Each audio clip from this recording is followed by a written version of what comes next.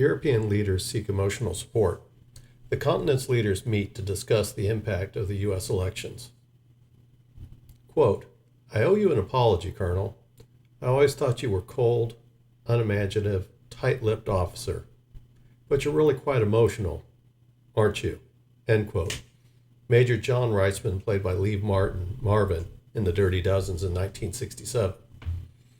42 European leaders, including European Commission President Ursula von der Leyen, scurried to Budapest, Hungary, for a summit that was largely dictated by the results of the United States presidential election. The meeting primarily focused on potential U.S. tariffs on European exports, their potential impact on European economies, unregulated and illegal migration, and the ongoing conflict in Ukraine. The meeting's clear message was to support Ukraine in its war against Russia, but it did not provide any specific actions. Instead, it conveyed a moral message about the collective European concern over the events across the Atlantic. Europeans are concerned about the potential changes in U.S. support for Ukraine, given that the topic of ending foreign wars is a contentious election issue that could potentially impact Ukraine's aid structure. However, Europeans are more concerned about the potential decrease in U.S. support for NATO, given Russia's perceived threat to Europe, than the ongoing conflict in Ukraine. The European leaders are asserting their security situation with reduced U.S. involvement.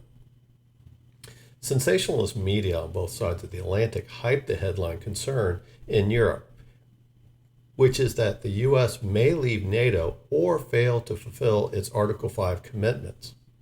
Statements from the previous President Trump administration and his campaign, which stipulate that NATO countries must meet their defense commitments at a minimum of 2% of GDP, largely fuel this concern. In 2014, the Russian seizure of Crimea prompted NATO to set a GDP target that all NATO countries agreed to, which largely went unmet, with only the United States, the United Kingdom, and Poland routinely meeting it. The new Secretary General of NATO, Mark Rutte, admitted that President Trump was right to press the European nations to meet their agreed-upon targets in 2017. The 2022 Russian invasion of Ukraine finally stirred NATO countries to act on defense spending, and since then have doubled their defense budgets 2 years after the invasion. However, despite this, only 22 of 32 NATO nations are meeting their commitments. The European leaders anticipate pressure from the incoming administration to fulfill the 2014 agreement. The European Union, despite its incomplete integration, stands as the world's largest GDP bloc, making it challenging for it to argue against its ability to meet the economic defense obligations. European leaders led by the French want to be more active in European defense policy and seem to indicate they want Europe not to be dependent on the U.S. for its security. French President Macron's statement suggests that Europe should rely on its own defense capabilities, and it seems that he would prefer that France to step in if the U.S. were to leave Europe. Macron is no Charles de Gaulle, but tries to act like one since late 2023. President Macron accurately asserts that the U.S. is overburdened with the commitments in the Middle East due to the conflicts between Israel and Iran, as well as the Western Pacific due to increasingly assertive China, and that Europe must take on more responsibility. President Macron has a valid point, and though he comes from a position of French self-interest, he is correct. This does not imply that President Trump will withdraw from NATO, but rather that he is adopting a negotiating stance to persuade the Europeans to at least meet the 2014 commitment. If the support for the Ukraine war requires increased defense spending, it should also exceed the 2% GDP target. The German-based IFO Institute has also provided an analysis that appears to back up President Trump's point. The Institute had a press release on the day of the summit stating that due to decades of neglect, most NATO countries, including Canada, need to drastically increase defense spending to make up for the neglect. Poland, the U.S., and the United Kingdom were largely considered to have met their commitments, While the U.S., faced with challenges due to global commitments compared to most other nations, did not needed to commit to higher levels. Higher levels of defense spending are required compared to what other NATO countries are expected to meet. The Institute provided a report on the extent of the issue to redress the security needs if Europe wants to largely be independent of U.S. security. Below is a list of top 3 countries with the highest defense spending deficits.